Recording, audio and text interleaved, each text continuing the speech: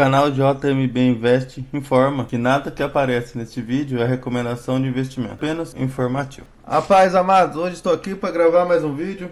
E o vídeo de hoje é o relatório gerencial do mês de julho do HGCR11. Ele saiu no dia 13. Estou gravando hoje aqui no dia 14 e vai no ar pro dia 15. Antes de nós conferirmos o seu relatório, eu peço que você me ajude a chegar na minha meta de 5 mil inscritos até o final do ano. E com isso conto com a sua inscrição se você ainda não for inscrito. Deixe o seu like se esse vídeo em algum momento trazer alguma informação relevante. Caso não trazer, deixe o dislike e deixe no comentário o motivo tanto do like como do dislike. Um elogio, ou peça alguma análise de algum fundo, ou alguma dica aí que possa melhorar no canal, que pode tornar o canal mais atrativo. Vamos lá para o relatório. O fundo teve início em dezembro de 2009, lá vai para 16 anos. Tem a taxa de administração total de 0,8% ao ano sobre o valor de mercado do fundo e a famosinha e abençoada taxa de performance, 20% sobre o QCD de 110% do CDI. Que ele dá o panorama macro no mês de julho. Ele tem um patrimônio líquido de 1 bi 489 milhões ou 96,60 por cota. E hoje no mercado, no fechamento desse relatório, ele está com valor de mercado de R$ 95 por cota. Vamos ver agora quanto que está. Hoje, no dia que eu estou gravando esse vídeo, está cerca de R$ 92. Então ele já caiu bastante nesses 14 dias. Ele tem um volume médio diário de negociação de 3,8 milhões. O último rendimento dele foi R$ 1,05. E ele tem a reserva acumulada de 81 centavos por cota e mais de 100 mil cotistas. Vamos para o comentário da gestão. Durante o mês, o valor da cota negociada em bolsa ajustada por rendimentos apresentou variação de 1,6% positivo, totalizando 3,2% no período de 12 meses. Já o valor da cota patrimonial ajustada por rendimentos apresentou uma variação negativa de quase 0,5%. No dia 14 de agosto foi pago, no caso hoje, o dia que eu estou gravando o vídeo, R$ 1,05 por cota para todos os cotistas do fundo com a data base 31 de julho.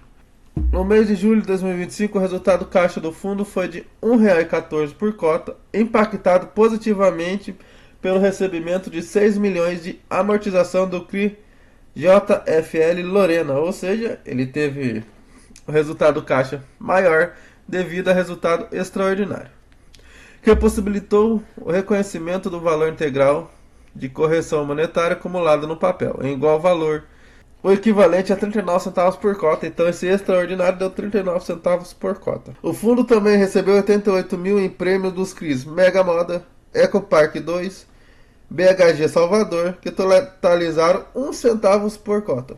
Considerando o resultado de R$ 1,14 no mês de julho, o fundo encerrou o mês com resultado acumulado e não distribuído no valor de 81 centavos por cota. Esse é o valor que ele pode distribuir. Se ele quiser distribuir esses 81 centavos por cota no próximo mês, ele pode distribuir. E com saldo de infração acruada de 1,44 por cota. Esse saldo de infração acruada é a diferença do mark to market, que do valor que ele adquiriu o papel, o CRI no caso, e o valor que ele está gerando hoje. Por exemplo, ele adquiriu um CRI com a taxa de IPCA mais 6. E hoje, devido à taxa de juros altos, IPCA mais 8, IPCA mais 9. É essa diferença que é a inflação acruada. Somando 1,44 da inflação acruada mais o caixa acumulado não distribuído, dá 2,25 por cota. Aqui ele fala sobre o resumo da carteira. O fundo fechou o mês com patrimônio líquido de 94,5% alocado em CRI, 6,9% em fundos imobiliários, 1,1% em caixa. Além disso, conta uma exposição de 2,4% em compromissados reversos. O que é compromissados reversos? Se você ainda não sabe, é a famosa alavancagem no fundo de tijolo. No fundo de papel é conhecida como compromissados reversos. Que ele vende um CRI para o comprador, mas já está acordado que ele vai recomprar esse CRI por um determinado valor. Geralmente eles fazem isso tanto para adiantar a receita, para poder alocar em uma oportunidade melhor, ou para destravar a infração acruada. Vamos suas movimentações da carteira. Houve integralização de 12,9 milhões no CRI JFL Lorena 2. Ele recebeu o CRI JFL Lorena 1 e aportou dinheiro no Lorena 2. A taxa de IPCA mais 10,5. O CRI é uma operação para financiamento de empreendimento residencial multifamily de alto padrão em desenvolvimento pela JFL Realty. Esse desenvolvimento fica lá em Jardins, em São Paulo. Aqui ele dá uma explicação dessa movimentação. A primeira série do CRI JFL Lorena, com saldo devedor atual aproximado de 67 milhões, foi adquirida pelo fundo em 2022, cerca de 3 anos atrás, para aquisição do terreno. E agora inicia-se desembolso da nova série, JFL Lorena 2, com valor total de 78,4 milhões, para construção do empreendimento. A integralização do valor subscrito no JFL Lorena 2 será realizada em taxas de acordo com a evolução das obras do empreendimento, tendo sido integralizado 12,9 milhões até a presente data, que foi aquilo que ele falou lá em cima. As duas séries remuneram a IPCA mais 10,5, possuem prazo de 15 anos e conta com garantias como alienação fiduciária do empreendimento, alienação fiduciária das cotas da SPE, cessão fiduciária de recebíveis futuros e fiança do sócio principal da JFL. Ele fala de compromissados reversos. Houve recompra total das operações compromissadas reversos no valor de 29,3 milhões, resultando em uma despesa financeira de 2,9 milhões, que representa 19 centavos por cota. Foram negociadas novas operações compromissadas reversos na ordem de 36 milhões, com vencimento em julho de 2026. Ou seja, ele teve que recomprar suas compromissadas num total de valor de 29,3 milhões e se dispôs a recomprar outras operações no valor de 36 milhões daqui a um ano. O fundo cerrou o mês com saldo acumulado total de cerca de 36 milhões em operações compromissadas de CRI, que representa 2,4% do PL. Que é o Watchlist, que ele fala que não teve nenhuma operação nova na Watchlist, apenas o CRI Cota, que ainda continua na Watchlist. Que é a performance. No mês o HGCR teve uma performance positiva em 1,6%, o IFIX teve uma performance negativa em 1,4%, e o CDI bruto positivo em 1,3%, e o IMAB negativo em 0,8%. Entre esses quatro pares aqui, o melhor no mês de performance foi o HGCR. Mas em 2025 ele é o pior. Que a distribuição por cota, ele distribuiu R$1,05, ele vem distribuindo isso desde o começo do ano. E a média dos últimos 12 meses dá R$1,01. Esse R$1,05 anualizado numa cota patrimonial dá cerca de 13%. E na de fechamento de mercado de 13,3%. Aqui a famosa DRE do fundo. Ele teve um total de 20 milhões com juros e correção monetária. Teve um resultado com FIIs de 1 milhão. Receita extraordinária, que nós vimos lá em cima, 85 mil. Dando receitas total de 21 milhões. A despesa total dele, cerca de 971 mil. Ele teve o resultado financeiro líquido, que ele teve que pagar, de 2,7 milhões. Que ele já explicou lá em cima, nós já lemos lá em cima. Dando um resultado distribuível de 17,6 milhões, ou R$1,14 por cota. E distribuiu 16,1 milhões, o famoso 1,05 por cota. Aqui é o resultado do fundo, de forma mais discriminada. Carteira de ativos tem 39% em varejo, 20% residencial e 17% em logística. Esses são os três principais setores de alocação. A distribuição geográfica dele, quase 50% fica em São Paulo, dos seus CRIs. Que ele fala que o portfólio conta com 42 CRI, diversificado em 6 setores distintos, sendo a maioria as exposições do segmento varejo, que nós já vimos. Boa diversificação regional, com maior exposição a São Paulo. Aqui a distribuição por CRI. O principal dele é esse Almeida Júlio, cerca de 7,88%. Nós vamos ver no detalhamento dos seus CRI que tem outra posição, além desse Almeida 1, tem o Almeida 2 também. Almeida 2, cerca de 2%. Mas vamos ver certinho lá embaixo.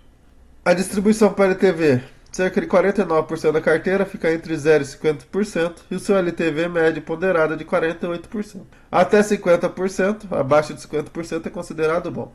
Que a distribuição por vencimentos, ele tem cerca de 8% dos CRIs vencendo, mas só lá em 2027, e cerca de 90% de depois de 2030. Aqui a alocação para o indexador, cerca de 90% é IPCA e 10% CDI. A taxa dele é IPCA mais 8,2% de aquisição. E hoje, devido aos juros, está IPCA mais 10,4%. Ele tem um prazo médio de 4,06 anos. E a taxa de CDI dele, de aquisição, é 3,9%. E hoje, a mercado está CDI mais 4,1%. Os seus prazos médios, 3,5, 3,05 anos. Que é o detalhamento dos seus ativos, como eu falei. Almeida Júnior aqui, cerca de 7,88%. Ele é indexado a IPCA, com a taxa de aquisição mais 8,1%. E o vencimento, agosto de 2039. E aqui o ativo 22 também é o Almeida Júnior 2. Então, somados os dois dá uns 10%. Ou quase isso. Que a taxa de aquisição é maior, 8,9%. Mesmo vencimento e as mesmas garantias. Aqui é a carteira de FIIs do fundo. Ele tem cerca de 6,9% do PL em fundos imobiliários. Os três principais é o SP VJ11 com 1,41%, o Game 11 com 1,13% e o Canip com 0,88%. Suas alocações em FIIs tem cerca de 6,9% desde abril de 2025. Então já faz um tempinho que ele está com essa alocação. Que é a famosa compromissados, que nós já vimos lá em cima. E aqui a compromissada, aqui as despesas acruadas por cota. Esse mês ele não teve despesa nenhuma, zeradinho. Mês passado foi 9 centavos. Aqui é o Watchlist, o Cricota. Ele trouxe uma atualização aqui. Em paralelo ao processo de execução das garantias, a cota tem buscado evoluir com a venda deste ou outros ativos da companhia, sem evolução concreta por enquanto. Além disso, durante o mês de julho de 2025, as 70 mil quantidades do Cricota foram integralizadas em um FII, que é o FII Corporate Shukri, acho que é assim, o qual é administrado e gerido por terceiro e tem como único investidor o fundo. Este movimento busca otimizar eventual futura monetização do ativo, facilitando a realização da venda e geração de liquidez para o fundo. Aqui ele representa cerca de 66 milhões, cerca de 4,45% do PL. Seu número de cotistas deu uma bela caída e perdeu cerca de 1.500 cotistas de junho para julho. Aqui são suas assembleias, que eles poderiam, já que eles estão trazendo as verbalizações das assembleias do mês, eles poderiam dar um detalhamento melhor, né, do que foi a assembleia. Então esse foi o análise do relatório de julho do HGCR11. Teve um belo resultado esse mês, mas foi devido à sua renda não recorrente. Tem bastante resultado acumulado. Então mesmo com o IPCA nesse segundo semestre vindo abaixo que geralmente vem no primeiro semestre, eu acredito que ele consiga manter esses R$ 1,05 por cota até o final do ano. E ano que vem nós descobrimos como é que vai ser. Muito obrigado e até a próxima. Bom, esse foi o vídeo. Espero que vocês tenham gostado. Espero que esse vídeo tenha sido útil. E se foi útil, eu peço que você se inscreva no canal. Deixe o like. Ative o sininho das notificações. E passe essa informação para seus amigos e familiares. Muito obrigado pela companhia. Que Papai do Céu abençoe a vida de todos. E nunca se esqueça, Jesus te ama e eu também.